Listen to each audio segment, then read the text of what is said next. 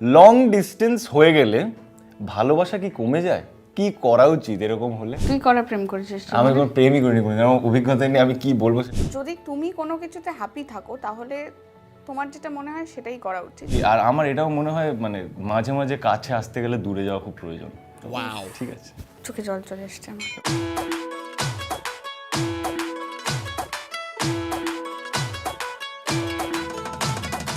Hello, আমি দিব্য।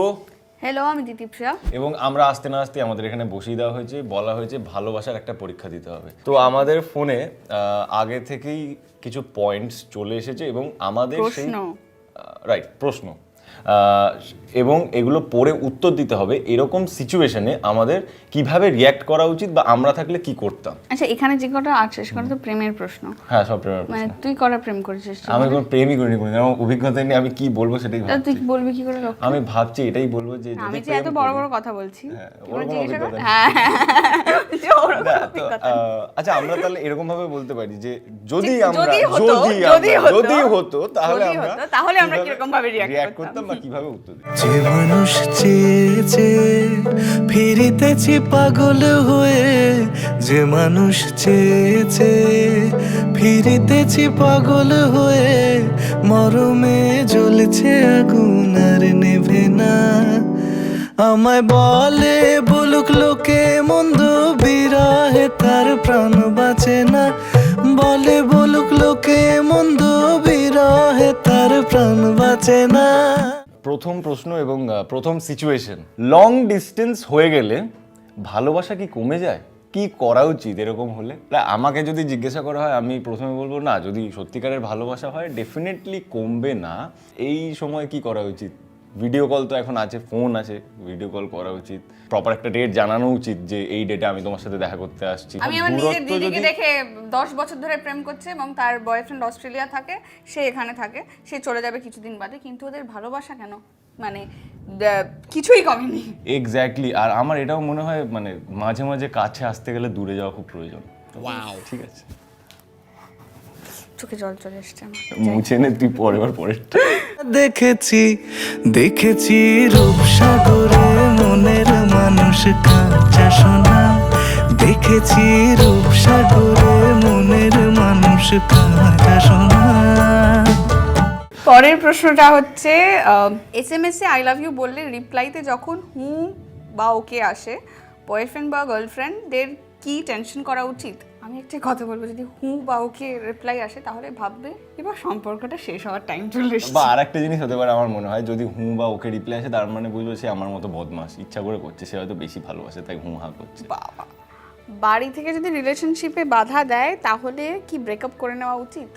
যদি তুমি কোনো কিছুতে হ্যাপি থাকো তাহলে তোমার যেটা মনে হয় সেটাই করা উচিত। মা বাবাকেও ছাড়া যায় না, ভালোবাসাকেও ছাড়া যায় না, তো সবসময় চেষ্টা করতে হবে দুটোকে কি করে ব্যালেন্স করে চালানো যায়, সেই চেষ্টাটুকু তোমাকে করতে হবে।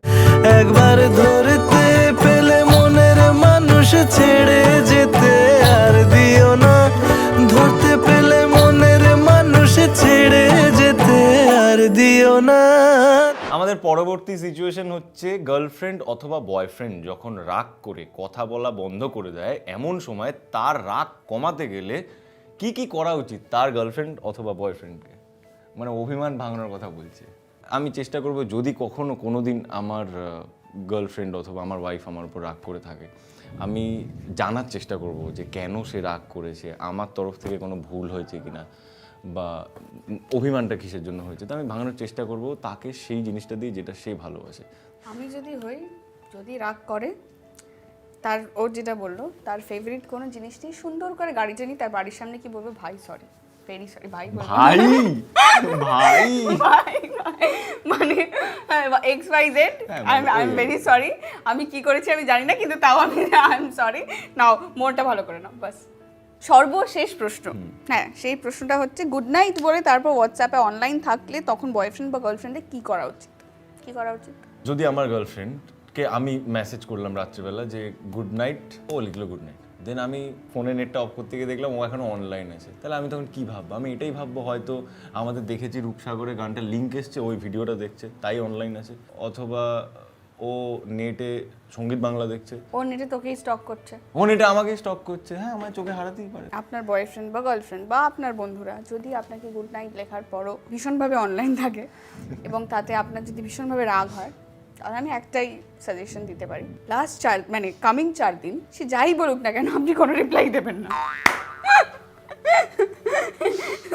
সো এখানেই আজকে আমাদের এই প্রশ্নপত্রের সব জবাব আপনারা পেয়ে গেছেন। আশা করছি আমরা দুজনেই প্রেম না করেও প্রেমের পরীক্ষায় পাশ করেছি। দেখেছি রূপসাগরে মনের মানুষ কাঁচা সোনা, দেখেছি রূপসাগরে